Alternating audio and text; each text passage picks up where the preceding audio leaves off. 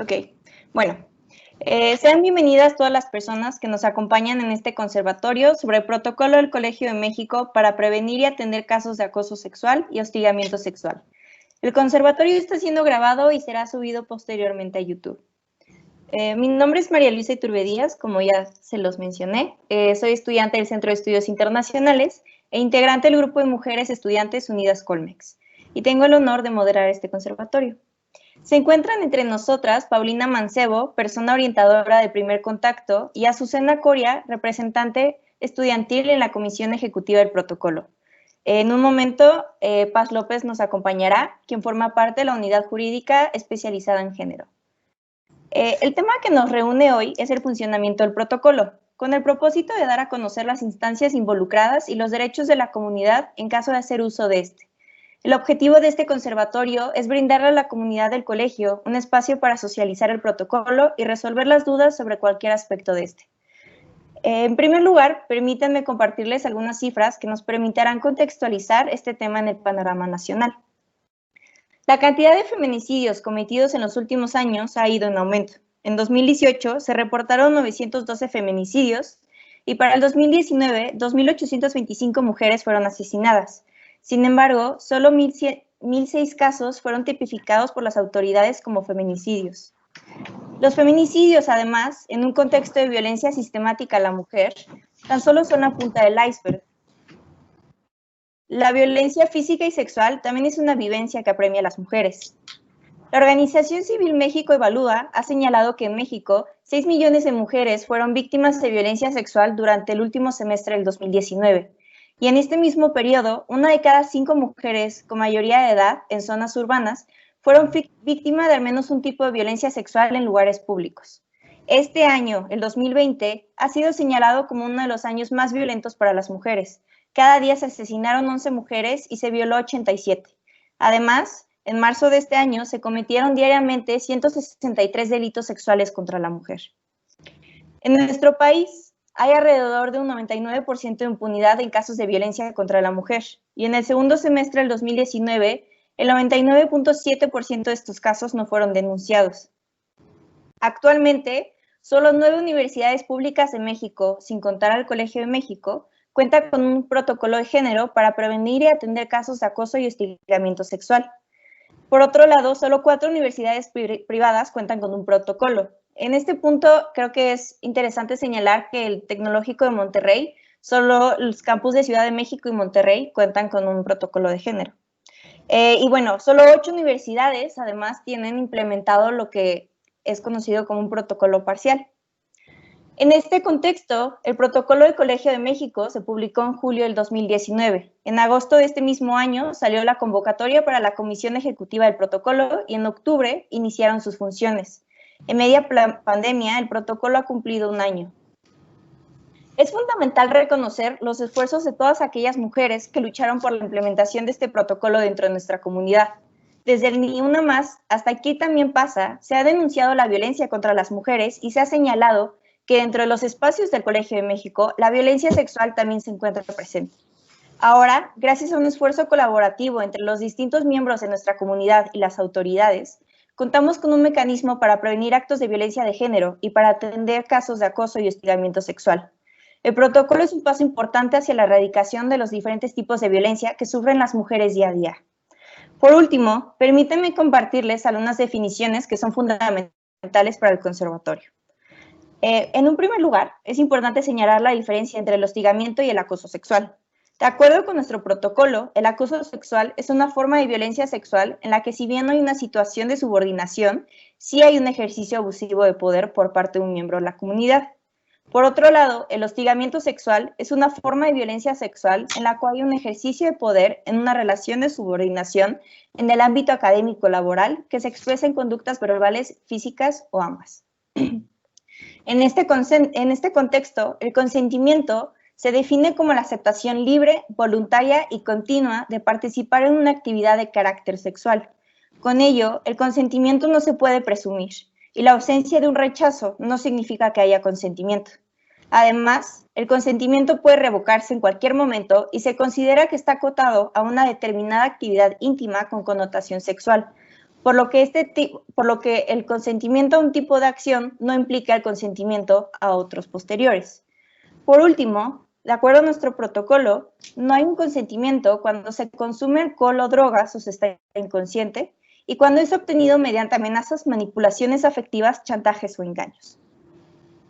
Es un honor para mí presentarles una breve semblanza de las mujeres que hoy nos acompañan.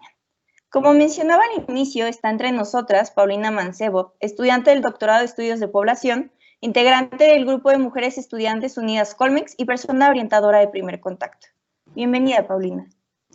También nos acompaña Azucena Coria, estudiante del Doctorado de Estudios de Población, integrante del Grupo Mujeres Estudiantes Colmex y representante estudiantil en la Comisión Ejecutiva del Protocolo.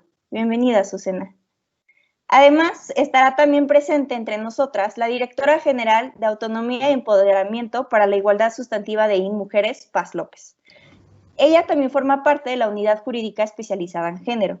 Durante 20 años fue asesora técnica en la Oficina de ONU Mujeres en México y en América Latina. También ha trabajado para el Sistema de Naciones Unidas como consultora y asesoras de agencia como la UNICEF, el Programa de Naciones Unidas para el Desarrollo, la CEPAL, el Fondo de Población de Naciones Unidas y el Banco Interamericano de Desarrollo. En el ámbito académico, cuenta con alrededor de 40 publicaciones sobre los temas de familia, pobreza y salud abordados desde una perspectiva de género. Y de formación, es maestra en demografía por el Colegio de México y licenciada en sociología por la UNAM. Paz López ha impulsado desde sus distintas funciones la igualdad de género y el empoderamiento de las mujeres.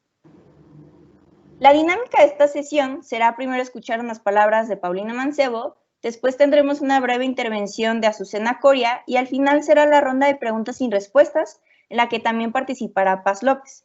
Le pido a la audiencia que nos haga llegar sus preguntas por medio del chat de la sesión. Así que sin más, comencemos. Muchas gracias, María Luisa. Bueno,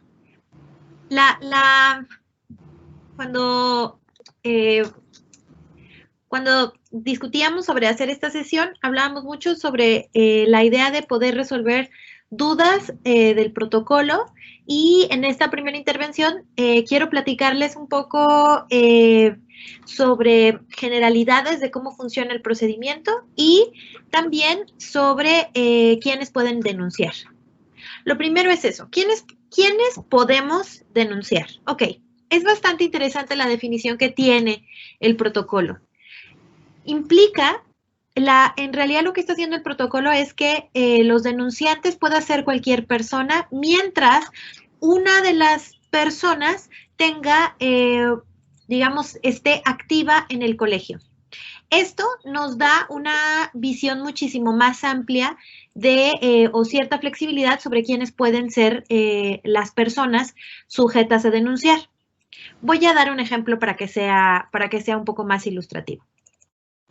Puede ser una estudiante o un estudiante en activo, o puede ser un estudiante egresado, o puede ser un estudiante tesista que no esté completamente activo en el colegio, o inclusive puede ser un exalumno y puede denunciar a algún académico, académica, investigadora, profesor, que en algún momento le haya hecho sentir se sienta víctima de acoso o de hostigamiento. Mientras la contraparte esté activa en el Colegio de México, la otra parte puede hacerlo. Entonces, para hacerlo de manera más formal, ¿quiénes pueden denunciar? Cualquier persona, porque el protocolo aplicará para las personas que sean miembros activos de la comunidad.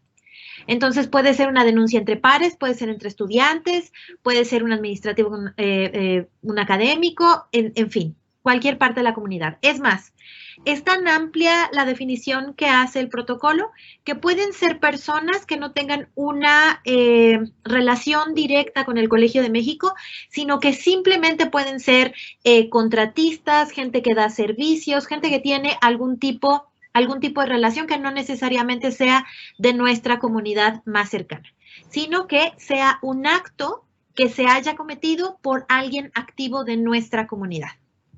Y eso me gustaría resaltarlo mucho porque creo que es algo que debemos saber. Porque a veces el momento, digamos, de la valentía sobre la denuncia sucede cuando ya no estamos dentro de la institución. Entonces puede ser que con el carácter de exalumno, exalumna o tesista, alguien se sienta incentivado para iniciar este procedimiento y tiene toda la capacidad para hacerlo mientras la otra parte esté como miembro activo en el Colegio de México. Esa es como la primera cosa que me gustaría contarles. La segunda es que el procedimiento contempla que existan distintas figuras muy importantes. Una de estas son las personas orientadoras de primer contacto. En este caso, en los pasados meses, yo me inscribí personalmente a ser persona orientadora del primer contacto. Y de la colectiva de Unidas Colmex somos varias compañeras. Está Tania Almada, que anda por aquí también en la videollamada, que ella está en la maestría en traducción. Está Mariana Trejo, de la licenciatura en Relaciones Internacionales. Y está también Ana Sofía Rodríguez, del doctorado en Historia. De todas maneras, ustedes pueden encontrar los nombres de las personas orientadoras de primer contacto en la página o en el micrositio del protocolo. Pero la idea de también ser persona orientadora del primer contacto, uno, es que conozcamos el protocolo y sepamos ayudarles y brindarles información, eventualmente para incentivarlas a presentar una denuncia o a resolver sus dudas sobre cuál es el camino institucional a seguir ante casos de acoso o hostigamiento. Dos, darles una atenta escucha. Y esta parte es muy importante porque tiene que ver con el yo sí te creo. Y el yo sí te creo es respetar tu denuncia y respetar las condiciones en las que se dio la situación sin juzgar, sino incentivar una atenta escucha que nos permita brindar una orientación, visibilizar un acto de acoso u hostigamiento y sobre todo que haya una respuesta institucional para abolir o prevenir este tipo de acciones. Entonces, las personas orientadoras de primer contacto que estamos contempladas en el protocolo, bueno, tenemos como varias responsabilidades, pero sobre todo es acompañar y orientar. En la colectiva de Unidas nos parece esto súper importante y esta también es una de las razones por las cuales se organizó esta reunión. No solo porque queramos presentarnos quiénes somos las personas de primer contacto, sino porque también nos parece muy importante que puedan acercarse a cualquiera de nosotras en la colectiva, que la podrá orientar con cualquiera de nosotras que tenemos la formación o el acercamiento más formal y digamos, el título formal de personas orientadoras de primer contacto. Nosotras, ojo, no podemos recibir denuncias de manera formal, solo las orientamos, las escuchamos, les damos como todos los caminos que hay en cuanto a presentar la denuncia, cómo se pueden dar los procesos de resolución y demás. Y lo que queremos, justo como colectiva, es consolidar una red de estudiantes que solamente puedan ayudar a otros estudiantes y que puedan tener toda la información, orientación, solidaridad, acompañamiento posible para poder llevar este proceso que no es nada sencillo. Ahora, ¿quiénes pueden ser estas personas orientadoras de primer contacto además de nosotras? Bueno, hay de muchos tipos. Hay estudiantes, hay administrativos, hay académicos y sus nombres, les decía, los pueden encontrar en la página del protocolo. Entonces, bueno, ustedes ya saben y quiero volverlo a recalcar que en cualquier momento se pueden acercar con cualquiera de nosotras de Unidas y hacemos esta red de acompañamiento y acercamiento formal para que tengan la confianza y siempre pueden estar, algo de los derechos que da el protocolo es que pueden estar acompañadas en el proceso y que no se sientan solas o nerviosas o indefensas o cualquier otra situación que pueda suceder. Ahora, tenemos dos instancias también bastante importantes. Una, la unidad jurídica especializada, que por aquí en algún momento andará Paz López, todavía no la veo, y nos platicará qué hace su labor en cuanto a la parte de expertise y de profundizar en el establecimiento del expediente. Y está también la Comisión Ejecutiva del Protocolo, que se encarga, es una comisión plural, que se encarga de dar las resoluciones y Azucena es nuestra representante electa recientemente y ya les platicará a mayor detalle de qué va la labor de Azucena. Entonces les decía que el procedimiento del protocolo consta de 5 etapas. La primera es la orientación, que un poquito ya les adelanté con lo que hacemos las personas orientadoras de primer contacto y con la unidad jurídica especializada. Lo que se trata es escucharlas y orientarlas para decirles cuáles son los pasos a seguir y de qué va el procedimiento. Y la unidad jurídica especializada recabará información estadística principalmente para generar acciones, programas dentro del colegio que permitan abatir el hostigamiento y el acoso. Entonces, bueno, también nos toca contarles que como personas orientadoras existen opciones de apoyo psicológico y de apoyo jurídico para cualquier persona del colegio. Acuérdense que el protocolo aplica para cualquier persona, de cualquier identidad, de cualquier característica. Es un miembro de la comunidad. Igual, la siguiente etapa, la etapa número 2, es la presentación formal de la denuncia. ¿Cómo se presenta una denuncia? Bueno, es un escrito relativamente libre. Es un escrito libre en el que ustedes tienen que hacer una transcripción de los hechos detallados y con los elementos que recibe la Secretaría General del colegio. Ahí se entrega. La Secretaría General del colegio es, digamos, la oficialía de partes, la persona que le va a poner el sello de recibido a nuestra denuncia y que además se encarga, en su calidad de presidente de la SEP, se encarga de orientar dentro la instancia administrativa para que se pueda dar la resolución y el expediente, etcétera. Entonces, se hace el escrito con las características que vienen en el protocolo, pero en realidad lo que se tiene que hacer es una descripción completa de los hechos, elementos, testigos, etcétera. Una vez, bueno, y la SEP tiene 5 días hábiles para poder responder sobre la admisión o no de la denuncia. Una vez resueltos estos 5 días y que la SEP estudia si es admitida o no, tiene otros 5 días la persona denunciada, la contraparte, por decirlo de alguna manera, para poder contestar y dar una primera respuesta. Entonces, en este inter también la SEP puede dictaminar medidas de protección al denunciante. Hablemos de un ejemplo. Si estamos viendo, por ejemplo, un caso de hostigamiento de un profesor hacia un estudiante, un ejemplo estándar, si estamos viendo un caso de hostigamiento de un profesor a un estudiante, pues obviamente, y está tomando clase y vamos a mitad de semestre, necesitamos la intervención del colegio eventualmente para evaluar la gravedad de esta situación y para que no se tomen medidas contra el estudiante. Entonces, el protocolo contempla que haya medidas de protección para que no se tomen represalias y sobre todo también para que no afecten, por ejemplo, el desarrollo de las actividades de esta estudiante en el colegio. Este es en un ejemplo, pero el protocolo en todo el procedimiento contempla que puede haber medidas de protección. Tercer paso, la investigación. La SEP integra el expediente, desahoga testimonios y pruebas y para esto tiene 15 días. Una vez completado el expediente, una vez que lo terminan, lo envía con 5 días de antelación a la sesión de la SEP para que puedan sus miembros leerlo, conocerlo y puedan dictaminar y deliberar en la reunión.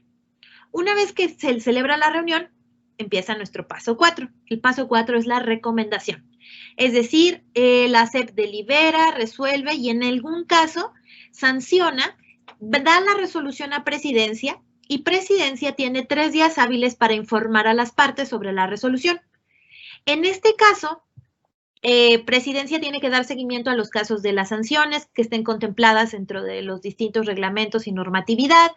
Y también las partes, cualquiera de las partes que no esté de acuerdo con la resolución, puede apelar a un recurso de inconformidad que se turnará a una comisión revisora. Es muy interesante la imagen o cómo se construyó en el protocolo la comisión revisora, porque ya no van a ser los mismos integrantes institucionales que contemplaba la SEP, o sea, ya no va a ser la SEP quien va a revisar ese recurso de conformidad, va a ser una instancia ad hoc creada con expertos externos que se va a encargar de revisar la resolución que se emitió por la SEP. Y por último, el seguimiento a la resolución. La misma SEP contempla que se dé el seguimiento de la resolución y, sobre todo, una parte muy importante es la restauración del ambiente de convivencia. Cuando la comunidad o 2 miembros de la comunidad están expuestos a este tipo de situaciones, pues desafortunadamente no se rompe, digamos, el tejido de la comunidad y las formas normales de convivencia. Esto es una de las cosas que me parecen bastante importantes e interesantes del protocolo, que parte de las acciones de seguimiento sea mejorar y la restauración del ambiente, sobre todo para que las personas que estuvieron involucradas, en el caso de sanción o no, en cualquiera de los casos, puedan reincorporarse a sus actividades en el pleno ejercicio de sus derechos y sobre todo en un ambiente de respeto y de dignidad. Y bueno, pues a grandes rasgos, esta es los pasos que contempla el protocolo, y quiero enseñarles rápidamente que desde Unidas se hizo una pequeña infografía que está en nuestras redes sociales y que contiene todos los pasos que les acabo de platicar a grandes rasgos, y de todas maneras los invito a que consulten el protocolo, a que se acerquen, a que le den una vuelta y puedan también ir viendo qué otras dudas surgen de su lectura, que para eso también es esta sesión. Muchas gracias, Luisa. Muchísimas gracias. Creo que muchísimas gracias por su comentario, fue sumamente relevante y muy claro. Me parece importante lo que usted menciona sobre quiénes son las personas que pueden denunciar en el protocolo, porque es un tema que anteriormente quedó un poco ambiguo. Y creo que es muy importante que sepamos todas que el protocolo aplica para las personas activas de la comunidad. Además, me gustaría mencionar que, pues que justamente Unidas Colmex ha hecho esfuerzos muy importantes para ampliar los mecanismos para acompañar y orientar a las víctimas de estos tipos de acoso y violencia sexual. Y pues por último, creo que es muy importante también enfatizar en que pues el protocolo también parte de la idea de consolidar una red de estudiantes y el principio de yo te creo, que es sumamente importante. Pues ahora sin más, escuchamos a Azucena.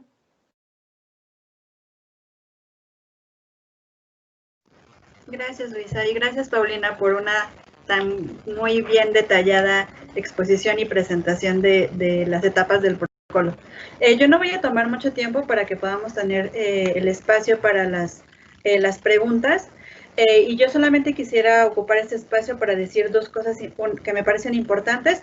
La primera es de la importancia que tiene que haya una persona de la comunidad estudiantil dentro de la SEP, que en este caso soy yo, pero anteriormente pues estaba nuestra compañera Abril.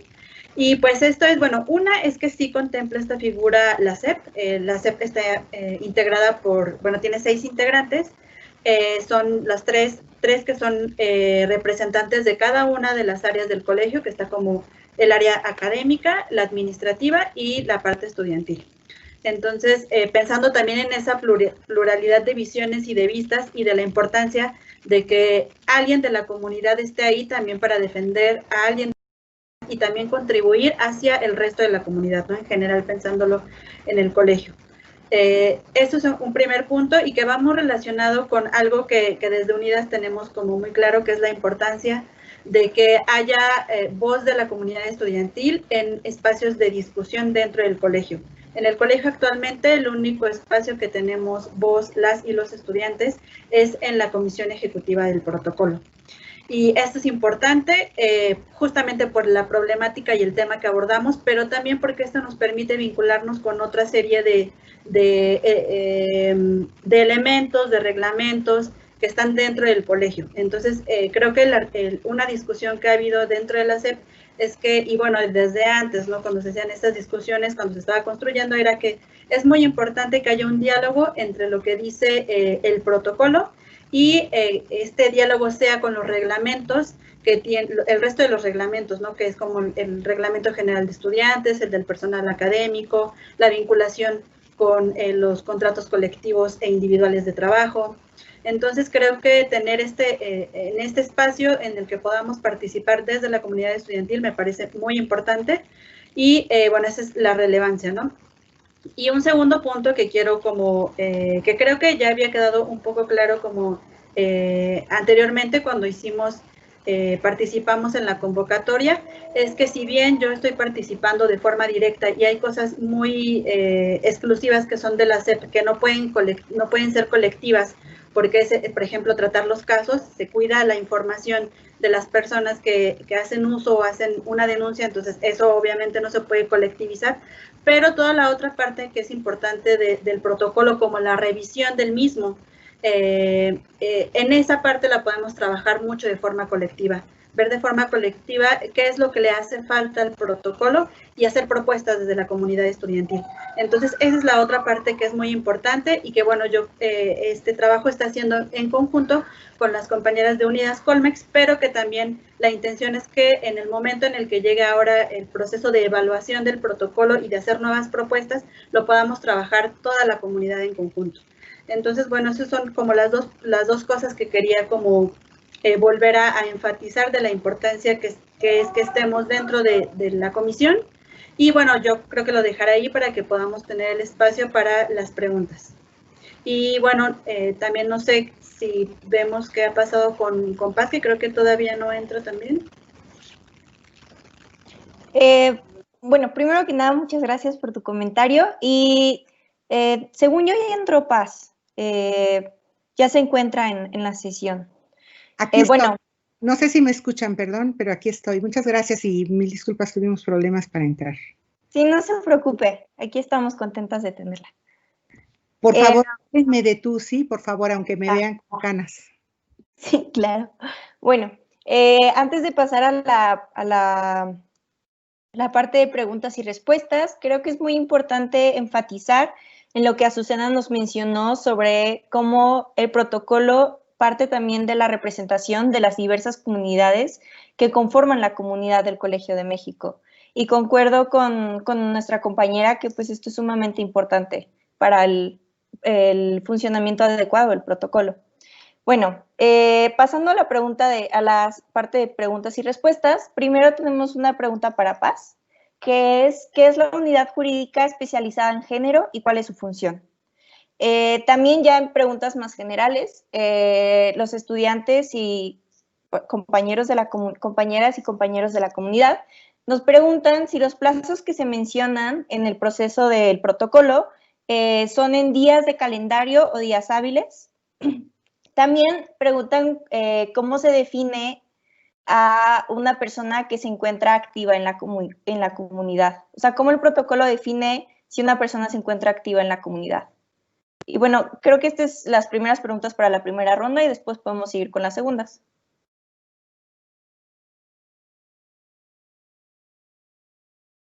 El micrófono sí lo apagué. Sí, muchas gracias. Bueno, ¿qué función tiene la unidad jurídica? Pues primero déjenme decirles muchas gracias y mil disculpas por haber entrado tarde otra vez. No me gusta llegar tarde, pero bueno, se atoró el asunto. Primero déjenme decirles que yo voy a hablar en mi calidad de integrante de la SEP, pero también por el acompañamiento y mi papel que tengo por ahora en la unidad jurídica especializada de género. Digamos que no soy abogada y el acompañamiento que yo hago en la unidad jurídica, hay otra persona también ahí que digamos que ni siquiera aparece, pero es para casos en donde el protocolo pide o exige de alguna manera trabajar con un especialista en atención a víctimas. Quiero decirlo esto de entrada, la unidad jurídica cuenta con una persona que es especialista en atención a víctimas, que, digamos, tiene esa relación con el colegio, de que si surgiera algún caso especial, esa persona tiene mucha capacitación en eso, ha trabajado mucho tiempo en eso. Hemos tomado cursos para atender a víctimas en primer contacto, pero es un curso, ¿no? Es un curso que todas las personas de primer contacto, y déjenme decirles de pasada, que las personas de primer contacto nuevas que entraron al colegio en la última promoción van a recibir el curso en enero, está pensado para enero y está todo prácticamente listo. Entonces, esa persona existe allí. Y mi papel siempre es acompañar a la unidad jurídica, porque también estamos en un proceso de conocimiento mutuo, ¿no? Nosotras, por parte de la SEP, necesitamos saber más de todo lo que es lo normativo, y las personas que están en la unidad jurídica, no la especializada de género, pero que es una sola persona, es literalmente una persona, es una unidad, que es Perla. También, pues, aunque ha tomado los cursos y se ha estado capacitando, los ha tomado todos, incluido el de atención a víctimas, pues muchas veces el estar juntas recibiendo a la persona o a las personas que recurren a la unidad jurídica ayuda mucho por, digamos, no por nada, ninguna otra cosa más que porque yo he tenido mucho contacto con víctimas, ¿no? Entonces, en ese sentido, voy a usar el término víctima, me disculpan en aras de no estar reiterando que es una persona que denuncia presuntamente, ¿no? Que fue víctima, porque ese es el lenguaje jurídico, pero creo que estamos en un espacio en donde puedo hablar llanamente y ir directo al asunto. Entonces, porque si no cualquier abogado me estaría ahorita llamando la atención. Entonces, la persona víctima acude y hacemos el primer contacto si va hacia la unidad jurídica. Si llega por ese camino, entonces, pues lo que recibe es atención nuestra y la función es recibir la denuncia, que muchas veces la denuncia no es en el primer día del contacto. En el primer contacto una persona se acerca, platica, y hay casos en los que puede decir, pues voy a pensar muy bien cómo voy a hacer mi denuncia después de que ustedes me han dado toda la información del protocolo y me han explicado cómo se puede hacer una denuncia y qué cosas y qué elementos puedo yo poner allí. Por supuesto que lo primero, y eso es algo que a mí me toca como también supervisar y ver, es esta idea de que hay que partir de creerle a la persona que va a denunciar. Ese es lo primero, y es ahí donde se centra prácticamente el inicio de cualquier cosa, porque incluso hay una sentencia de la Suprema Corte, que no es para un caso de este tipo académico, pero al final del día es una sentencia del ministro Cosío, por cierto, que está ahí en el colegio, que su ponencia lo hizo así. Y entonces hay una serie de criterios, todos esos los damos en los cursos que hemos estado dando y en los talleres. Entonces, es nárrame y ni siquiera hago preguntas, ¿verdad?, que puedan lejanamente parecer como que, bueno, pero cuéntame los detalles para ver si sí, no es. Ok, te hicieron, y entonces partimos de ese hecho. Recibimos todo, nos hace la narrativa, y como digo, es muy importante porque ese primer contacto, y por eso los cursos con las personas que ya quedaron en esto, es que hay que dar esa calidez y esa empatía que se necesita con la persona que va a denunciar, porque no van a denunciar el robo de un coche. Están denunciando un hecho que ha vulnerado su integridad física y emocional. Entonces, es parte de eso. Y lo que se busca es que la gente tenga confianza, y este ha sido el propósito. Eso no está escrito en el protocolo, pero creo que ustedes que están en Unidas Colmex, creo que pueden ayudar muchísimo en la revisión próxima que se haga del protocolo, y la comunidad puede también, digamos que fortalecer esta parte de la unidad jurídica. Es que la unidad jurídica, generalmente las unidades jurídicas o instancias jurídicas son muy frías, ¿no? Es no voltear a ver, etcétera. Y lo que se busca es generar esa confianza, que sí la gente vaya por ese camino, que puede ir por cualquier otro. Para eso están las personas de primer contacto, pero ahorita hablamos del otro. Entonces, en la unidad jurídica, si las personas llegan por ahí, digamos que van esa vez y no tienen que andar, ¿no? Me pasan de aquí, luego me llevan para allá. Y por eso es importante generar esa confianza. ¿Por qué? Porque la narrativa que se hace a la unidad jurídica no se tenga que estar repitiendo. Eso es algo que buscamos. Entonces, una vez que ya la persona llega con su narrativa, ya cuando la hace, ya se le explicó en cómo fundamenta todo lo que tiene que poner allí. ¿Por qué es importante? Alcancé a escuchar lo que decía Azucena, porque lo que busca un protocolo de esta naturaleza anclado en la normatividad de una institución es que no vaya, como dicen los abogados, a caerse el caso. Y me voy a explicar. Si no está bien armado, ¿no? Lo que va a ocurrir es que la persona agresora va y contrademanda. Y si gana el caso, lo que vamos a tener es una revictimización. Porque entonces imagínense ustedes que alguien que es despedido de la institución o del centro de trabajo, regresa, se sienta muy a gusto y entonces la persona que fue agredida, ¿qué? ¿No? Y eso es de lo que se trata. Esto no es únicamente para situaciones de este tipo, es para todas las situaciones de demandas que hay.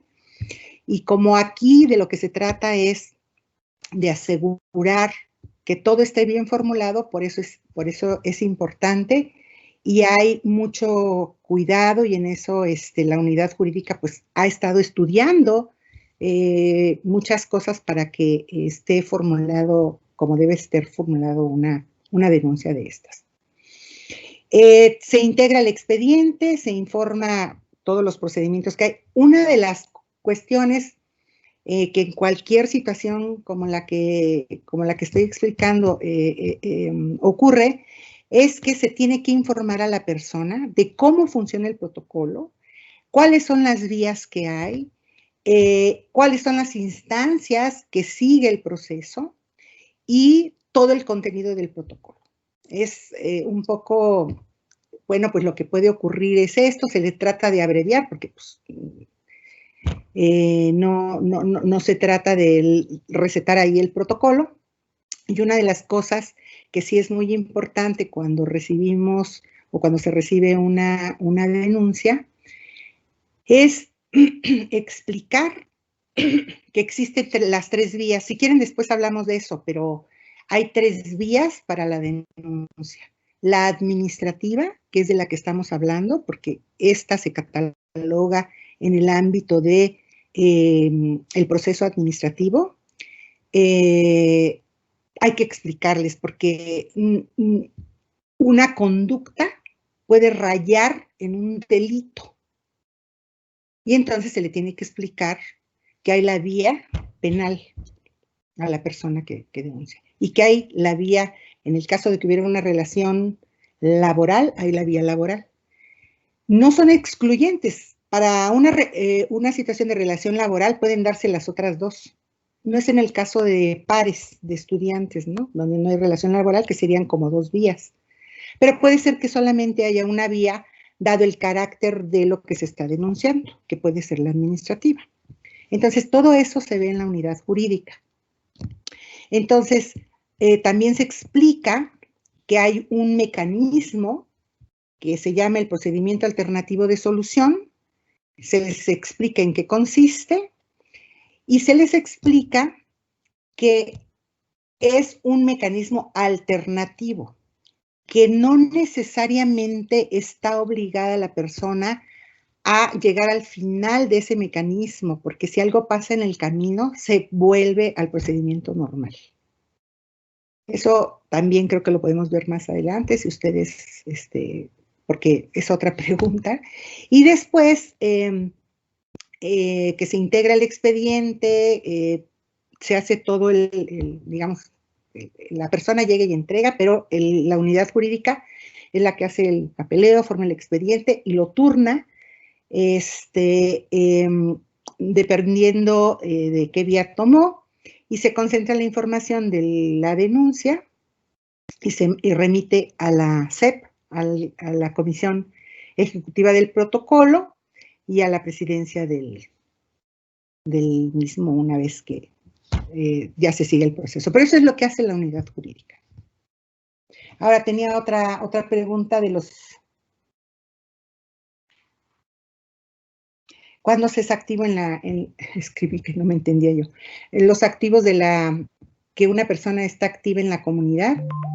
Bueno, pues es seguir teniendo una relación no es haber tenido una relación, sino seguir activa la relación con el colegio.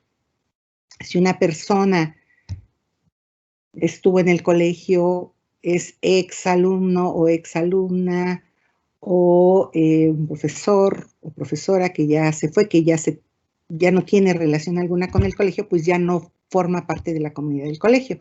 Eso también lo señala el protocolo, es personas que están en una relación activa. Y basta con que una de las personas, no, pues la persona, una sí esté en el colegio y la otra no, para que se entienda que es parte de.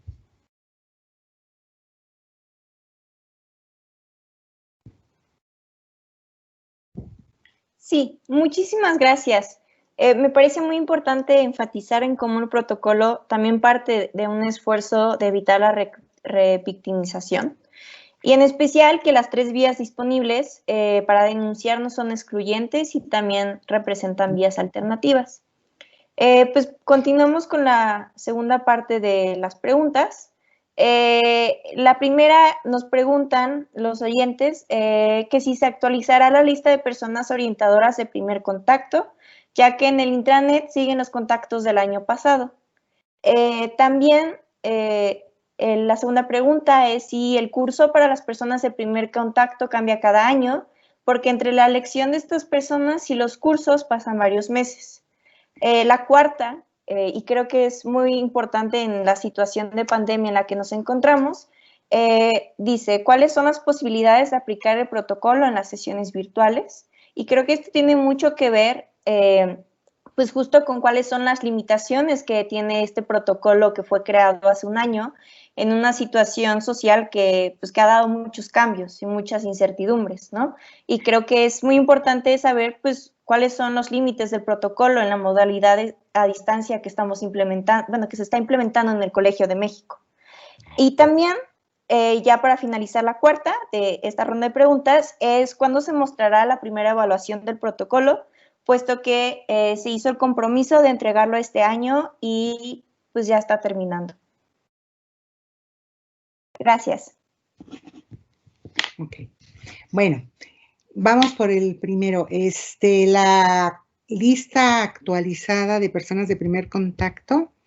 Ya tenemos las listas, pero tienen, digamos que para acreditar y demás y ponerlas, pues tienen que tomar el curso, que es obligatorio. O sea, no puede haber una persona de primer contacto para atender a una presunta víctima si no tiene esa capacitación. Podría hacerlo, pero digamos que es algo que nos hemos impuesto como un asunto necesario, ¿no? Pero ya está la lista, como dije, yo la información, y de eso me he estado cerciorando, es que hubiese el recurso para traer a las personas especialistas que trabajan con las personas de primer contacto en la capacitación. Eso es importante decirlo. El curso cambia cada año. El curso cambia cada que es necesario. Hay una, digamos, y esto lo hemos vivido apenas, acuérdense que apenas llevamos un año y cachito de que está activo el protocolo, pero ya nos pasó, nos ha ocurrido que pues las personas que van a tener de alguna manera contacto con una presunta víctima, pues así sea una o dos, pues hay que darles el curso. Si no tenemos que hacer ese esfuerzo institucional para ello. Entonces, puede ser que para cualquier otra de las actuaciones que tiene el protocolo no se haga necesario que tomen el curso de atención a víctimas porque no van a atender a la víctima en primer contacto.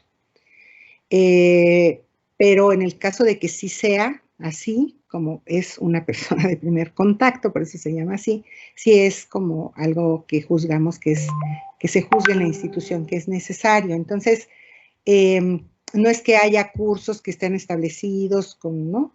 Acuérdense que la comunidad del colegio, hay personas de primer contacto que ya van como de salida, ya va a ser su último año, pero eso no tiene por qué restringirlas o que les falta un semestre para que funjan como personas de primer contacto. No hay esa limitación. Se pensó en eso, pero se decidió que eso tenía que darse esa libertad. ¿Cuáles son las posibilidades de aplicar los protocolos en sesiones virtuales? Es una situación inédita, ¿no? Pero, y aunque no esté en el protocolo, creo que es algo que vamos a tener que actualizar en la parte de la revisión, porque puede ocurrir por sesiones, no solamente por sesiones virtuales que tengan que ver con la comunidad académica, ¿no? Clases y demás, también mensajes y todo lo que pueda ocurrir, que además cada vez hay nuevas formas. Todos los protocolos, por lo menos los que yo conozco, son protocolos vivos. La diferencia entre el protocolo del colegio y otros protocolos es que el protocolo sí prevé esa revisión y no depende de la voluntad de las autoridades que lleguen o cambien, sino que está ahí establecido. Creo que eso es importante preservarlo porque es lo que le da la posibilidad de mejora. Lo digo en términos de las sesiones virtuales, porque también ocurrió otro cambio que no solamente es el que nos llevó el del confinamiento y el aislamiento social a tener estas conversaciones virtuales, sino que en el ínterin también se publicó la ley Olimpia y que creo que es muy importante que la integremos al protocolo. Y eso es algo que ya hemos platicado, digamos, en el equipo que está ahí en la institución, porque pues cada vez ese fenómeno está más presente en el mundo virtual. Entonces, es muy importante tenerlo muy, muy afinado y pensar, y en eso creo que la comunidad completa debe de alguna manera sugerir, porque son vivencias nuevas que no necesariamente todo mundo conocemos. Entonces, yo quiero decir dos cosas. Hay una diferencia entre el informe y la evaluación. El informe, y de una vez lo comento porque seguramente alguien pero como están ligados de una vez lo menciono. El informe es un informe anual, así dice el protocolo. Y cumplimos el año en junio.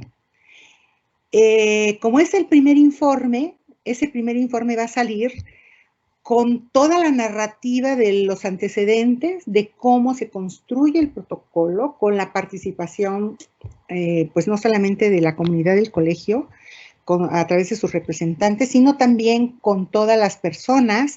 Y lo digo porque hay muchas personas quizá que nos están escuchando, nuevas, que no conozcan el procedimiento que se dio para elaborar ese protocolo. Ese protocolo se tardó en elaborar, porque es uno de los protocolos construidos, de todo lo que yo he hecho y conozco en muchísimos años, hubo muchas consultas. Eso va a quedar en el primer informe, va a quedar como anexos.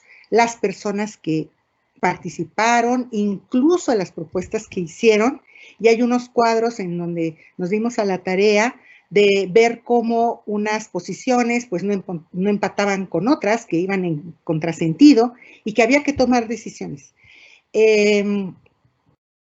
Muchas de las propuestas están integradas la sociedad sí se llama sociedad de alumnos, ¿verdad? No, bueno, de estudiantes. De estudiantes.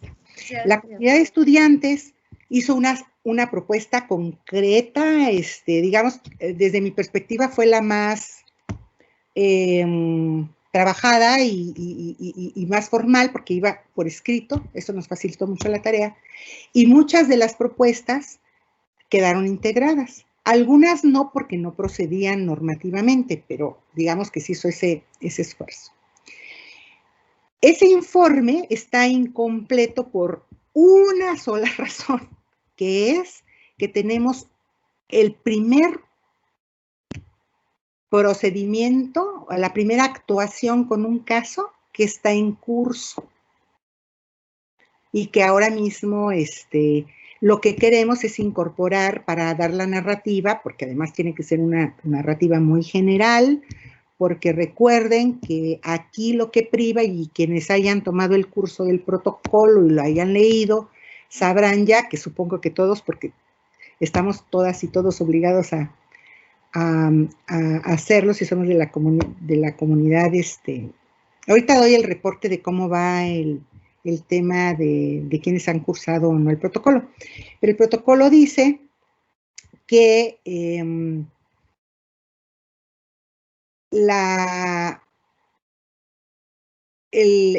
este informe, ¿verdad?, tiene que darse de manera que se cumpla con la confidencialidad. Tenemos una ley de reserva de datos y eso es importantísimo porque es la manera de proteger a las presuntas víctimas. Hay víctimas que dicen, no quiero que se sepa por nada del mundo mi caso, ¿no? Yo quiero que se actúe. Claro que es muy difícil eso, ¿no? Porque los únicos que están obligados a reservar todo lo que es el procedimiento, el caso en un procedimiento es la institución. Y esto me parece súper importante que se sepa, ¿sí? No quiere decir que una persona que sufrió alguna agresión no pueda hablarla con nadie. Y lo digo porque recientemente pasó en el ITAM, ¿no? Creo que algunas de ustedes estarán enteradas. Eso no estuvo, digamos que no fue procedente, no era lo que procedía, pero había una cláusula que también obligaba a las personas que estaban involucradas en los actos. Entonces aquí todos estamos obligados, sí estamos del lado, digamos, de la institución, porque esa es la obligada a cumplir con la reserva, ¿no? Y en ese sentido,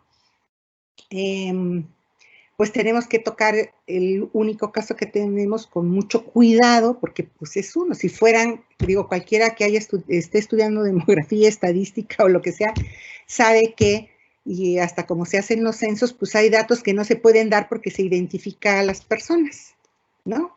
Si son pocos. Entonces, eso tiene que ser cuidado, pero el informe está listo. Nada más estamos esperando que ya sea la determinación que está en curso y que próximamente ya va a salir. También me preguntaron sobre si el curso cada primer contacto. No. Y que si se actualizará, pero puse si se actualizará, pero creo que era la pregunta pasada, la evaluación. La evaluación se hace después de que se informa, no hay plazos puestos para la evaluación, pero hay todo el propósito de que sea una vez que se informe. Tenemos preparado un cuestionario que vamos a aplicar en la comunidad. Pues por supuesto que la evaluación, si no conocen los casos, pues no hay caso pensar en que van a evaluar cómo se trató cada caso, sería como, ¿no? Pero sí el conjunto. Y eso es muy importante porque recuerden que el protocolo, en lo que pone más el acento es en la prevención. Lo que no queremos es que ocurran casos. Eso es lo más importante. Y en ese sentido, pues el colegio está haciendo un esfuerzo. Somos una comunidad muy pequeña, pero el esfuerzo está puesto y ha estado puesto en que todo el mundo sepa qué es el protocolo. Ustedes recordarán, y para las personas que no estaban todavía cuando el año pasado, el protocolo primero se planteó como obligatorio para los estudiantes de primer ingreso, ¿no? Las personas que ingresaban por primera vez. De ahí pasamos, no me voy a detener en los detalles, pero de ahí pasamos a que fueran toda la población estudiantil, más todas las personas involucradas de alguna u otra manera en el protocolo. Estoy hablando de que eso se expuso en las juntas de profesores, en todos los otros órganos colegiados que tiene el colegio, y se fueron tomando decisiones. Y hoy por hoy, pues lo que tenemos, y si quieren les puedo pasar el informe, lo van a ver en estos 16 días de activismo, se va a subir, es el informe de cómo vamos, y desde presidencia van diciendo quiénes ya cumplieron y el 100% ya está, y ustedes habrán recibido todos esa comunicación. Hasta octubre, que hicimos un corte, prácticamente todo el estudiantado había ya cubierto el curso del protocolo, y decirles que de funcionarios y directores de centros y demás, también ya estaba prácticamente cubierto. Si quieren les pasamos toda la información, pero la evaluación tiene que ver también, y por eso lo digo, con la evaluación de lo preventivo. ¿Qué nos falta para que la comunidad tenga ese cambio que buscamos, para que no ocurran los casos?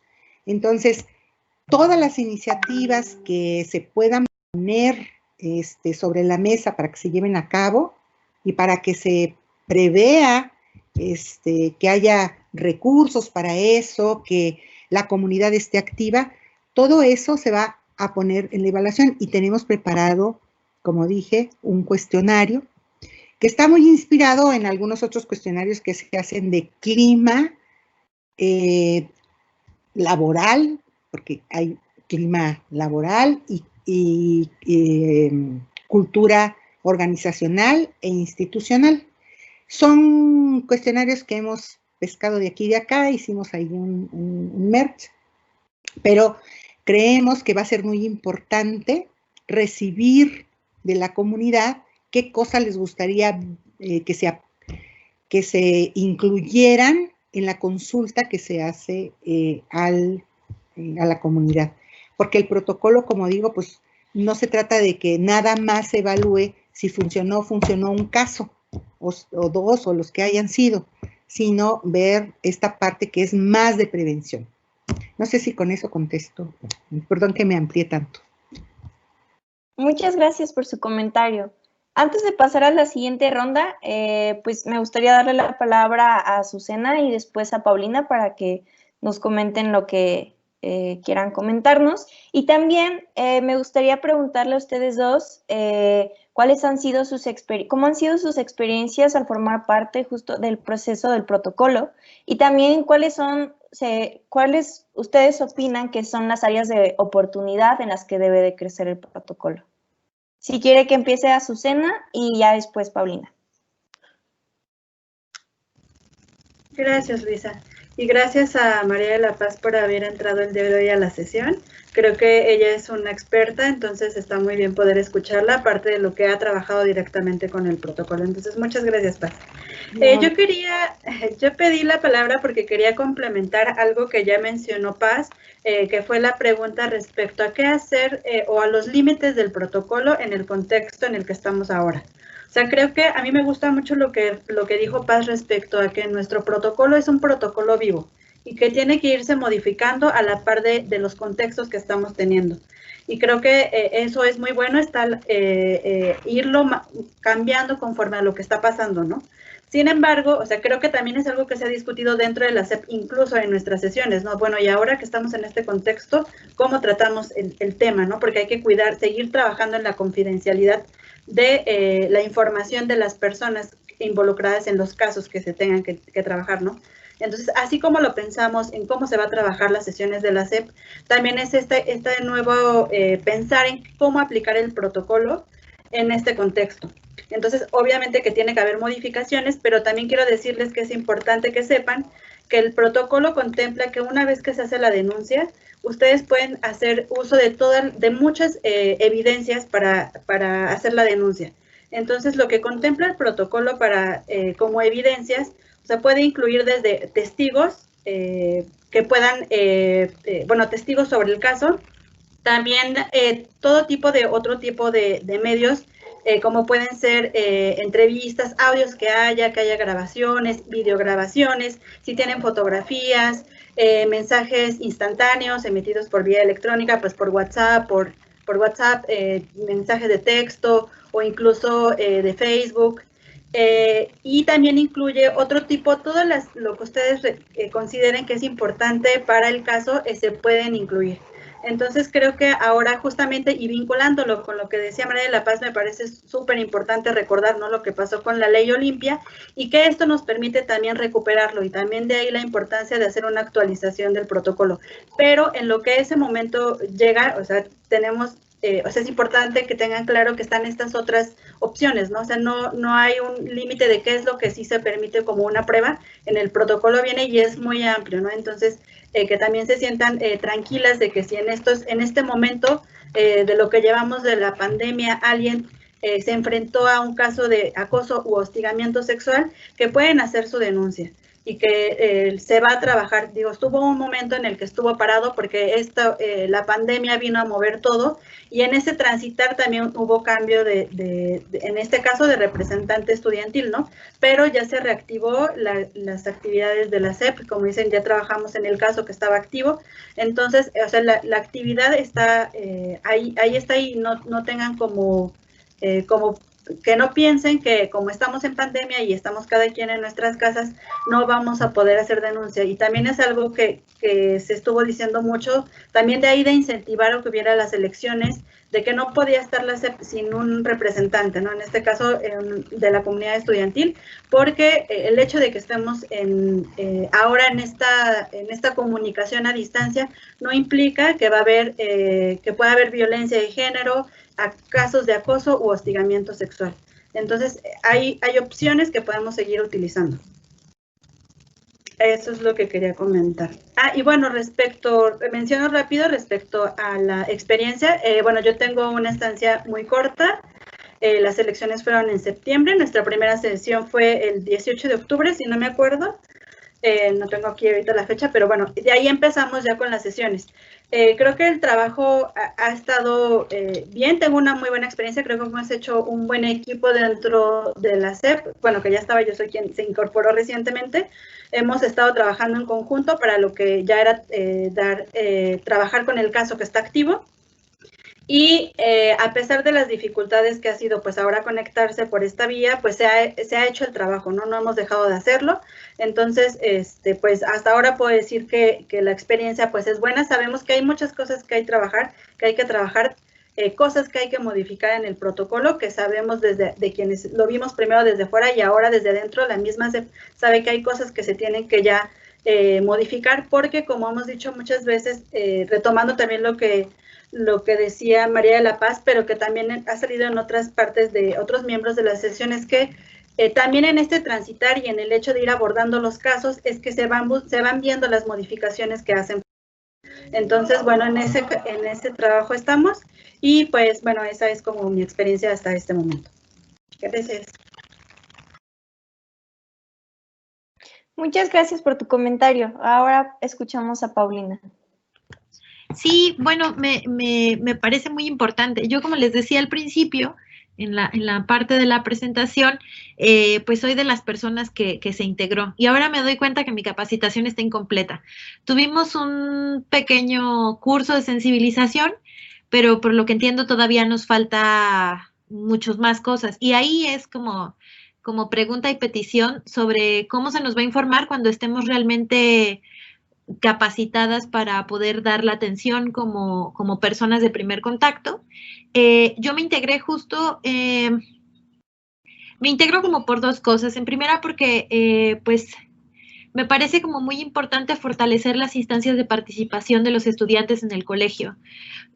No solo por las consecuencias en términos de abatir el acoso o el hostigamiento sexual, sino también en los términos que lo pone el protocolo de mejor convivencia y de mayores derechos y mayores espacios de participación. Nosotros como estudiantes del doctorado, la generación, el grupo del doctorado, hemos sido como muy inquietos respecto a la violencia institucional y sobre algunos procedimientos que rayan pues sobre muchos tipos de violencia. La verdad es que nos hemos cuestionado sobre muchos tipos de violencia que se generan y que se ejercen, no solo entre iguales, derivadas de la competencia entre los estudiantes, sino también algunos tipos de violencia institucional. Y por eso es que yo me integro y decido participar como persona de primer contacto, porque me parece muy importante poder colaborar con mis compañeras, con mis compañeros, con mis compañeres, justo pues uno que ya está más avanzado en el posgrado, también tiene más edad, un poco de más calle y tiene un poco más de herramientas con que ayudar, y me parece eso también muy importante y quisiera hacer esta reflexión. El protocolo tiene un brazo muy importante en materia de prevención, pero tiene un brazo muy importante en todo el procedimiento de la denuncia, y creo que una cosa no está peleada con la otra. Si bien coincido con Paz en que un buen ambiente serían pocas denuncias, creo que en este primer momento estaríamos necesitando más denuncias para generar confianza también sobre la importancia y la fuerza que tiene el protocolo. Y creo que estas sesiones son muy importantes porque seguro por ahí o nos está escuchando o alguien tiene una amiga o amigo o amigue que tiene dudas sobre si denunciar o no, y yo lo que diría es usémoslo, porque es un instrumento que está ahí y que si no lo usamos nunca va a ser lo suficientemente fuerte.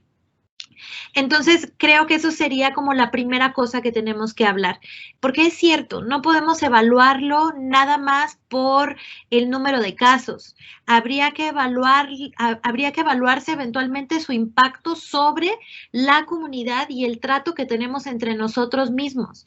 Creo que algo muy importante es ¿dónde ponemos nuestra definición de violencia? ¿Dónde como estudiantes ponemos nuestra definición de violencia sexual? Porque socialmente nos llevan todo el tiempo a, ay, es que hazte cargo, ¿no? Y a las mujeres todo el tiempo nos dicen, ay, es que nos revictimizan a través del decirnos que es nuestra culpa o que no nos hicimos lo suficientemente cargo. Pero creo que también es importante decir hasta dónde institucionalmente el colegio también se hace cargo. Se hace cargo de las personas que están dentro y le da un soporte y una estructura institucional a quienes están ahí, sin importar si son el último en la cadena alimenticia o el primero en la cadena alimenticia. O sea, no importa la jerarquía, sino de qué manera institucionalmente generamos una convivencia más sana entre todos los que estamos. Y creo que eso es muy importante el protocolo.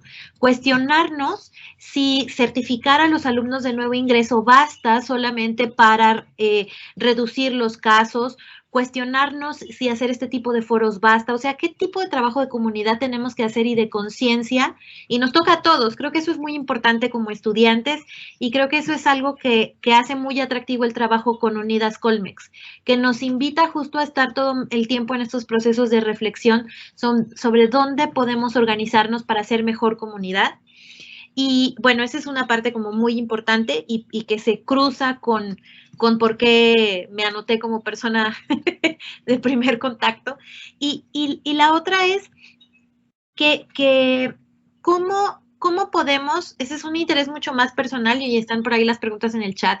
La reflexión es cómo generamos información que nos den efectos múltiples. En términos de la información estadística sobre quiénes están y en qué condiciones están, es decir, las denuncias, etcétera, pero también la información sobre los planes, programas que nos permitan como evaluar y discutir un poco más si son las cosas que necesitamos. En esta coyuntura necesitamos información para poder reflexionar de cómo pueden mejorar nuestros procesos, ¿no? Y eso también va un poco con preguntas inclusive hasta jurídicas, ¿no? Hasta dónde podemos inclusive acercarnos para tener una suplencia de la queja en la unidad jurídica, o qué herramientas existen para que podamos, no sé, hacer el oficio libre, ¿no? Cuando estaba repasando el protocolo para la sesión, de pronto me quedé pensando en si tú estás en un estado de shock o estás toda temerosa, qué difícil es hacer un oficio exhaustivamente si no tienes a alguien con las tablas y las herramientas, y no sé si yo como persona de primer contacto lo tenga, ¿no? Claro, soy muy mañosa en términos de administrativo jurídicos, pero no es un caso general, ¿no? Sino a quién me puedo acercar que me dé, digamos, esa seguridad en el trámite administrativo, que es bastante complejo y también genera un temor cuando lo tienes enfrente, ¿no? Muchísimas gracias a todos por sus comentarios. Me parece sumamente importante cómo cada una de ustedes mencionó la necesidad de actualizar el protocolo y la necesidad de adaptarlo a la situación a la que nos enfrentamos. Y también creo que, como mencionó María de la Paz, es sumamente importante que nuestro protocolo cuente con la incorporación de la ley Olimpia, la cual representa un punto de inflexión para este tema. La tercera ronda, sí, sí, con gusto. No se le escucha, no se te escucha, tienes el... Perdón. La intervención de Paulina, creo que es muy importante lo que señala, y digamos que yo fui respondiendo, debía haberlo hecho desde que estábamos en la primera pregunta, porque hay cosas que en los protocolos pues no se puede poner todo, y ha dicho dos cosas que son importantes, es ver qué estrategias tenemos y cómo participa la comunidad en las estrategias. Me parece muy importante, y por eso me gusta mucho el papel que ustedes pueden desempeñar como Unidas Colmex para precisamente nutrir, ¿no? Porque son, digamos, las que están como más activas dentro del colegio en este tema. Sí creo que es muy importante hacerlo. De hecho, de alguna manera tuvimos al inicio, ¿no?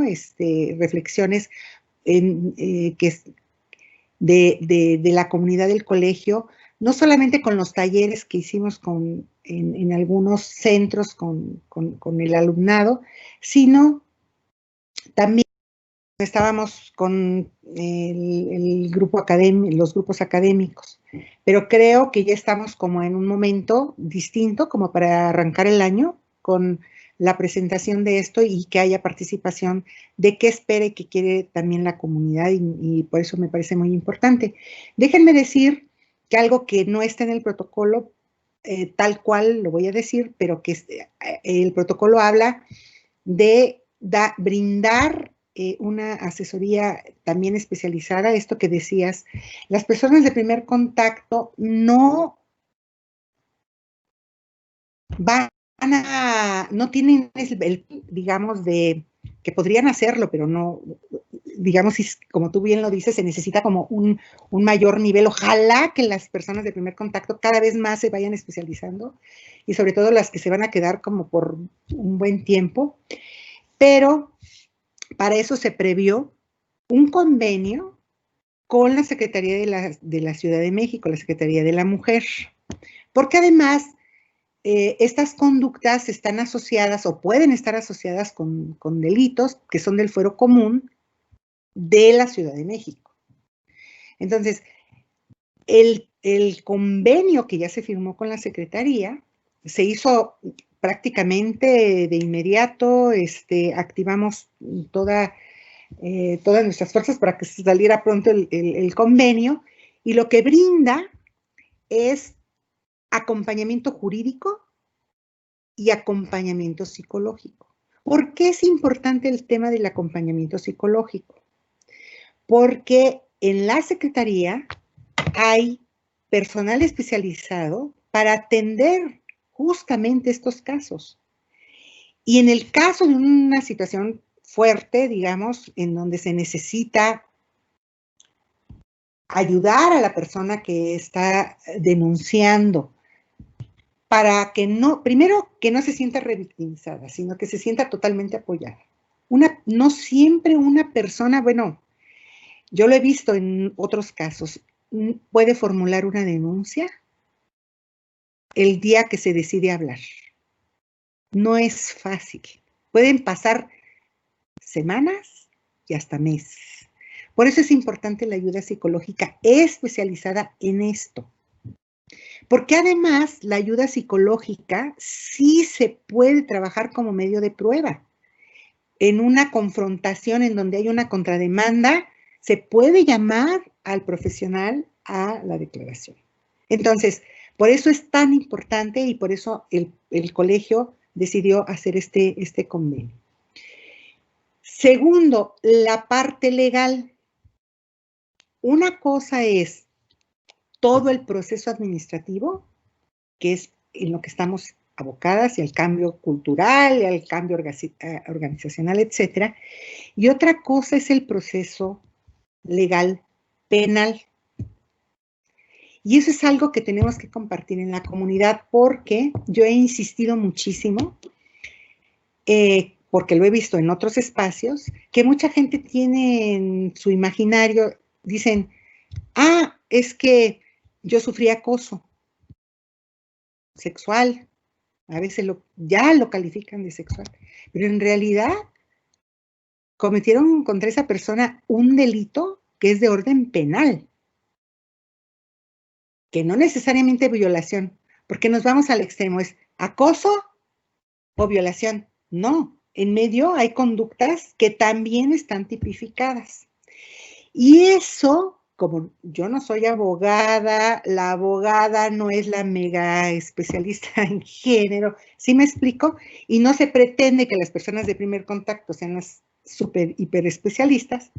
Entonces se tiene el acompañamiento también legal de esa parte. Entonces, por ese lado se está tratando de tener el mayor soporte, y eso quería decirlo porque pues eso como que no forma parte de lo que decimos ni está puesto en el curso tal, pero es parte de la obligación de la información que tiene que dar la persona de primer contacto. No tiene ninguna obligación, además no está permitido, porque eso puede tumbar un caso, que se le ayude en la redacción, por muy mal que se sienta una persona, en donde quien le está ayudando está pues prácticamente redactando la denuncia. Eso, digamos que en un juicio es tremendo. Por eso tenemos que estar como muy preparados para acompañar el proceso, acompasarlo, pero no sustituir. Y entonces sí se necesita fortalecer a la persona que... Ese es un papel fundamental. Y eso lo va a dar esos cursos de atención a víctimas, esto que estamos platicando hoy en comunidad, de decir, lo primero que se necesita es darle esa fortaleza.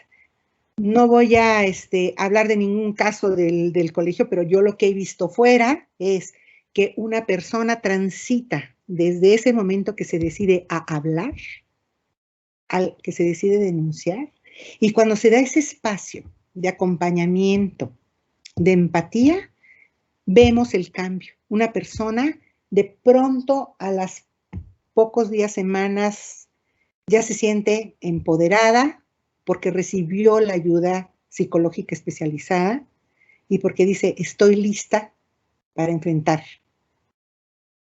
Y eso es muy importante que todos y todas sepamos, y que hay que dar tiempo al tiempo. No todo no ocurre así, porque es un asunto que no es, insisto, no es el robo de un coche. Por más que me hayan puesto una pistola aquí, no es lo mismo.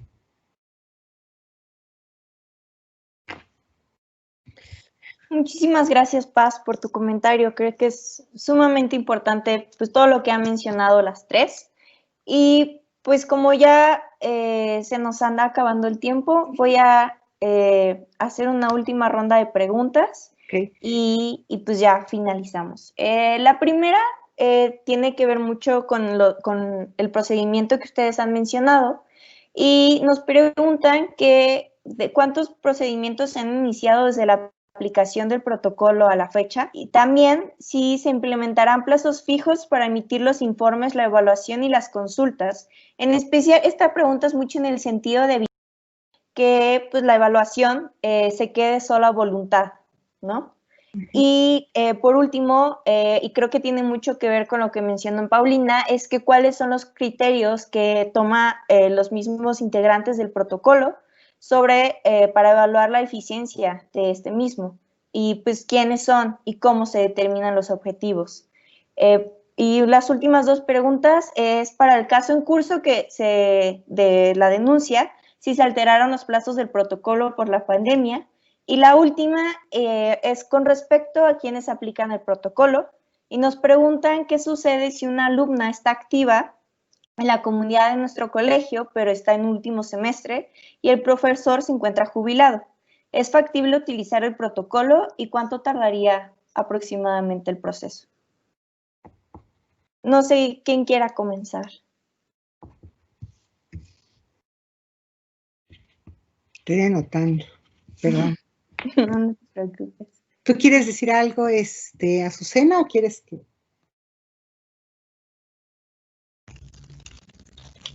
Sí, creo que me gustaría retomar esta última pregunta. O sea, creo que es una pregunta muy importante porque puede ser que haya varias personas que estén en ese caso. Y yo lo que diría es que sí es factible hacerlo. O sea, hay que pensar, por un lado, la alumna es una alumna activa, ¿no? Es una miembro activa de la comunidad. Y el profesor, aunque puede estar jubilado, creo que hay que pensar como en todas las opciones que tiene para seguir laborando dentro del colegio. O sea, el colegio, aunque tiene profesores que son jubilados, está también esta parte del proceso de investigaciones, los investigadores e investigadoras eméritos que continúan dando clase, ¿no? Entonces, a mí me parece que es muy bueno que se pudiera hacer la denuncia. Creo que procede porque hay una persona activa. Las dos personas en realidad son activas, sobre todo si el profesor sigue dando clase y la alumna está siendo activa. Entonces, creo que sí. Ahora, el proceso, en términos generales, el proceso no debería tardar tanto. Están los primeros 5 días para hacer la denuncia, después para notificación, después siguen los días, se dan 15 días para la réplica, o sea que una vez que se notifica a la persona que tuvo una denuncia, tiene 15 días para responder, y ahí tal vez pueda alargarse el periodo porque puede la persona que es denunciada, puede decir, no, estas son mis pruebas, para decir que no, por ejemplo, ¿no? Ese es un caso, ¿no? Hipotético. Y la persona que denuncia decir, no, yo tengo estas pruebas, o sea, viene todo este proceso de alegato paz, creo que se llama, bueno, esta parte, ¿no? Donde se van dando las pruebas de cada lado. Entonces, eso podría alargar tal vez un mes, yo considero que podría ser. Los procesos están muy marcados, ¿no? 5 días para recibir tal cosa y así. Entonces, en realidad, debería el proceso... Te interrumpo, Azucena, nada más para agregar algo rápido. En el caso de que hay una relación laboral, los plazos se disminuyen porque está la Ley General del Trabajo. Pero bueno, no es el caso. Parece que están hablando de un académico con una persona alumna, ¿no? Pero bueno, por si fuera así, depende de la relación. Sí, entonces yo creo que sí es factible, y ahí retomo como otra cosa que tal vez pueda ampliar Paz, que tiene que ver con el último caso. O sea, creo que sí fue un momento coyuntural en el que nadie esperaba lo que pasó con la pandemia, y ahí se detuvo un momento el proceso, ¿no? A mí me tocó retomarlo en octubre, y sí hubo un proceso en un momento en el que el proceso se detuvo. Y eso es algo que hay que ir corrigiéndonos. Ahora no puede volver a pasar algo así. Ya están las etapas marcadas en el protocolo de qué tiempo se establecen. Entonces, ahí van como esas dos preguntas. Y aprovechando que tengo el micrófono, quiero retomar unas preguntas que vi por ahí.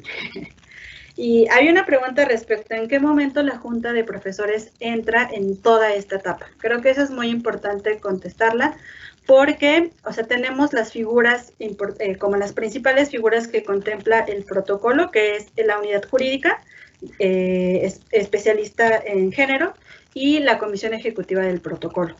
pero ninguna de las dos instancias tiene la facultad de ejercer, se me fue ahorita la palabra, de aplicar la sanción. Lo que hace la comisión ejecutiva es dar una recomendación de qué pasó con este caso y cuál, en caso de que proceda, cuál sería la sanción que se debe de aplicar. Pero la aplicación no entra ninguna de estas dos organismos, ¿no? Bueno, sí. Ahí, para el caso de los estudiantes, lo que sucede es que se aplica las sanciones de acuerdo a lo que dicta el Reglamento General de Estudiantes. Y en el Reglamento General de Estudiantes se estipula que quien va a aplicar la sanción que reciba de la recomendación de la SEP es la Junta de Profesores, que involucra a la persona que está denunciando y la persona denunciada. Entonces, ese es en el momento en el que entra la Junta de Profesores. Eso me parece importante, como retomar esa pregunta que estaba por ahí. Y, bueno, era... Yo quisiera agregar algo ahí también muy importante sobre la Junta de Profesores. La Junta de Profesores, su atribución es resolver sobre asuntos académicos. Entonces, no porque se ofrezca o porque les digan acércate a la Junta de Profesores, quiere decir que van a brincarse el procedimiento del protocolo. No son, bueno, a menos que me corrijan ustedes, pero no son un procedimiento alternativo. O sea, hay una instancia especializada que es el protocolo o el proceso que implica el protocolo y otro lo que podría ser la Junta de Profesores, porque puede ser muy tentador para que no salga de un centro o para que no salga de una coordinación que se discuta un caso en una Junta de Profesores, pero no, la idea es que lo discutamos en el marco y en las condiciones que tenemos. O sea, creo que eso sí hay que ponerlo con todas sus letras, ¿no? La Junta de Profesores, como dice Azucena, opera, pero la Junta de Profesores es una instancia para resolver problemas académicos, no para resolver este tipo de problemas.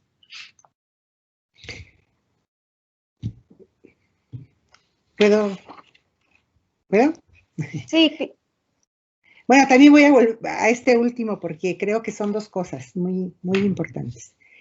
Sí, efectivamente, para eso está la Junta de Profesores, pero tiene otras atribuciones y ahí sí es la normatividad del colegio. No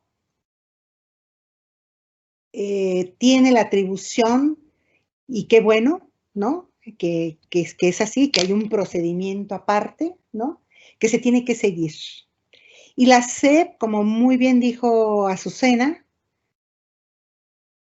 reúne las evidencias, estudia el expediente, discute, reflexiona, formula una recomendación de sanción. No puede sancionar. Pero hay un mecanismo que escapa al protocolo en el colegio. Pero lo que sí tiene que hacer la Junta no es porque sean asuntos, es que no es que sean asuntos académicos, así está la normatividad del colegio. Ellos tienen que aplicar. No es que nada más son asuntos, esto entra, porque se les da un expediente muy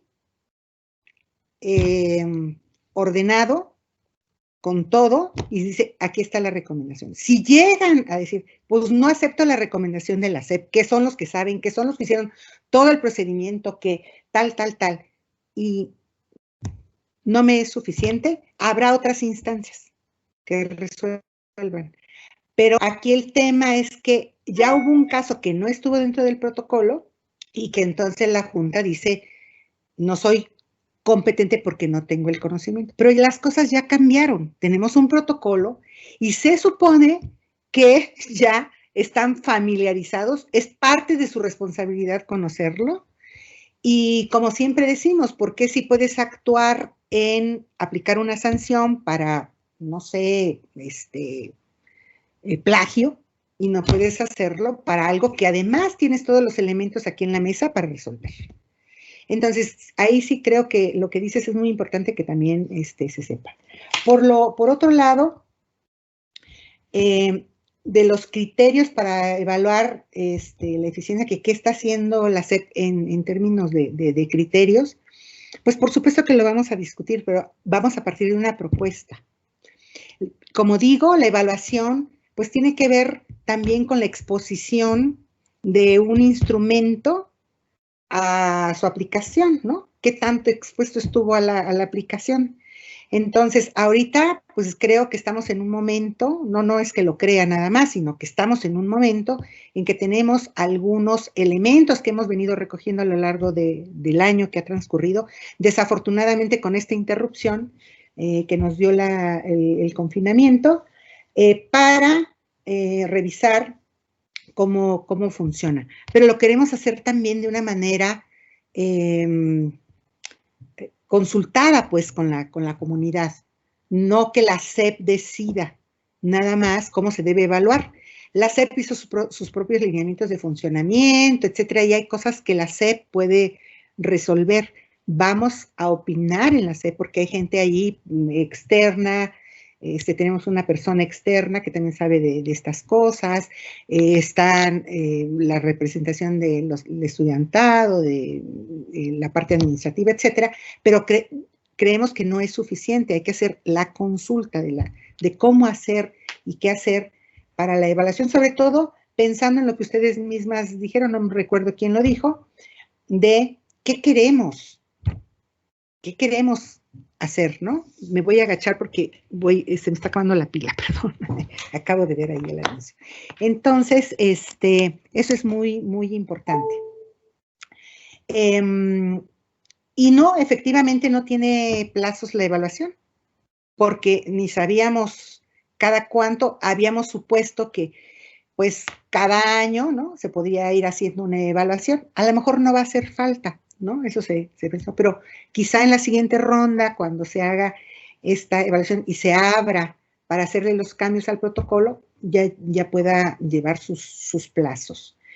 Y la SEP todavía no tiene criterios para hacer la evaluación, digamos, como tal. Yo creo que es algo que tenemos que discutir para hacerlo pronto. No sé si hay alguna otra cosa que anoté. Que si se alteraron los plazos de la pandemia y demás. Sí, como ustedes saben, hubo una instrucción que escapó a todo el colegio, no hay actividad, no hay clases, no hay nada presencial, y se tuvo que seguir con eso, pero eso no quiso decir que se hubiera abandonado el caso en el sentido de no se hizo nada. A mí me tocó ir en un momento que yo por razones familiares y demás y personales iba con mucho miedo de ir al colegio, pero nos reunimos en el colegio con una persona porque era muy importante tener la cuestión presencial. No se suspendió del todo, pero pues sí decidimos que mejor en ese momento no era lo más adecuado tener reuniones presenciales, pero lo que quiero decir es que sí de que no se violentaran las medidas cautelares. Creo que emergencias podemos tener, no es solamente una pandemia, puede ser un sismo.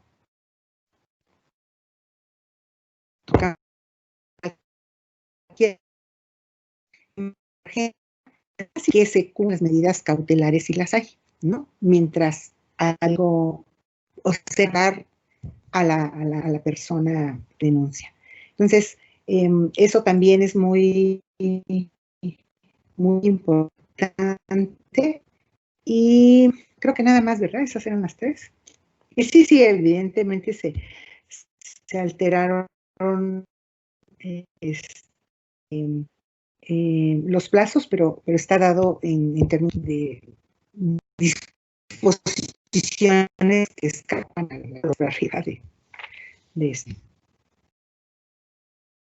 Muchas gracias por sus comentarios. Le doy la palabra a Paulina y también agradecería si nos podrían contestar una última pregunta por parte de nuestra compañera que dice, ¿qué pasa si la Junta se niega a aplicar las recomendaciones? Gracias. ¿qué pasa? Pues el procedimiento regresa. Yo no creo que eso ocurra porque, digamos, estamos especulando, ¿no? Pero si se negara a aplicar, pues estaría negando a aplicar parte de su responsabilidad y entonces ahí yo ya no sé, tenemos que preguntarle más bien al director jurídico del colegio, ¿no? No es algo que está en nuestro horizonte, no lo vimos como algo. Podrán quizá responder de alguna manera, no sé, no sabemos, pero negarse a hacer algo que les toca, yo creo que ya sabríamos. Es que no quieran, si entiendo bien la pregunta, es que no quieran tomar el caso. No creo. Porque estamos en otras condiciones, ¿no? No estamos antes del protocolo, o sea. Gracias. Pues esperamos que así sea. Creo que, digo, en esta línea creo que también sería importante pues que tal vez, pues, consideremos si debería en el protocolo estar incluido esta posibilidad. Sin embargo, también le paso la palabra a mi compañera Paulina y después a Azucena. Azucena, yo ya no tengo más que decir. Ok.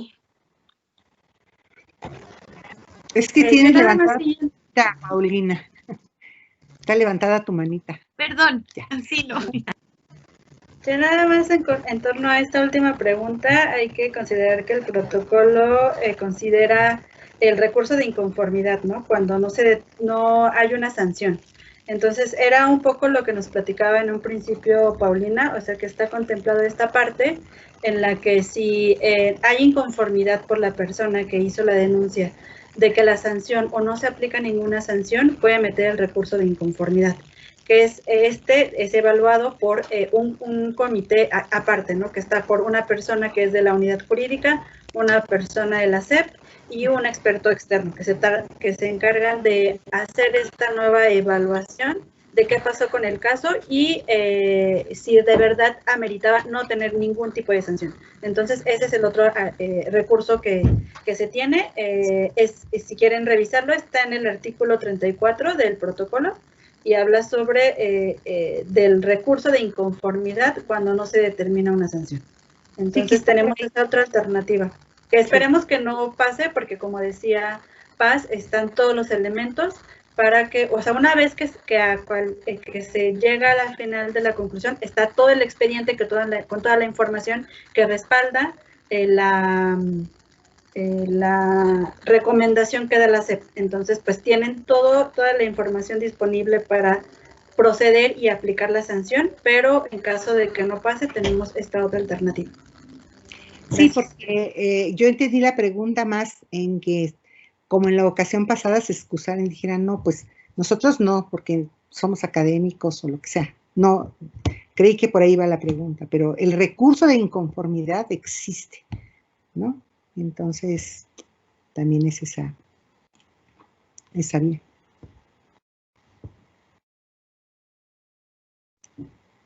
Pues muchísimas gracias a todas las personas que nos acompañaron en este conversatorio. Y pues creo que queda más agradecer a Unidas Colmex y a las autoridades por organizar este espacio y en especial a María de la Paz, a Laura, Paulina y a María Azucena por estar presentes con nosotras. No, pues muchísimas gracias. Yo de verdad agradezco este espacio y ojalá haya más. Sí. Creo que va a ser muy necesario tener mayor acercamiento, que podamos tener estos diálogos, que pueda participar la comunidad, que incluso creo que es muy importante que tengamos vínculos con lo que está pasando en otras universidades. Algo le expresé a Dafne, que quizá podríamos organizar y ustedes pues tienen todo el poder de convocatoria que no tenemos nosotras, para hacerlo con otros grupos de otras universidades también para compartirnos buenas prácticas. Digo, yo estoy en algunos grupos, pero digamos que estoy como del lado de la discusión de cómo hacer para que haya posibilidades de tener cambios normativos que anclen mejor los protocolos, ¿no? Estamos como discutiendo eso en otros espacios, pero sin duda todo lo que ustedes puedan hacer para que sea todo más participativo y podamos tener comunicación con otros, ¿no? Con otros grupos, pues puede ser muy, muy bueno. Así es que si ustedes tienen esa iniciativa de hacer alguna convocatoria para ampliar el foco, yo creo que sería muy, muy bueno para todo el mundo. Porque entre más se acompañen las iniciativas y las estrategias que no se quede ¿no? encapsulado en una sola institución, creo que si se abre, se pueden lograr cambios desde dentro más efectivos.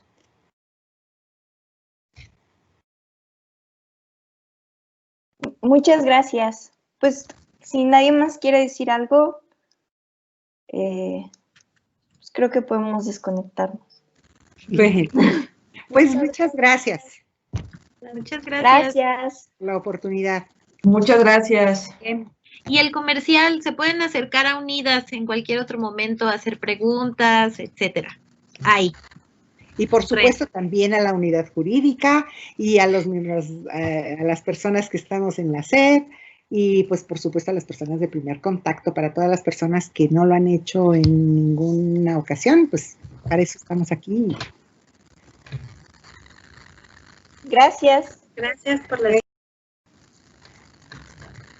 Nos vemos pronto. Bye. Bye.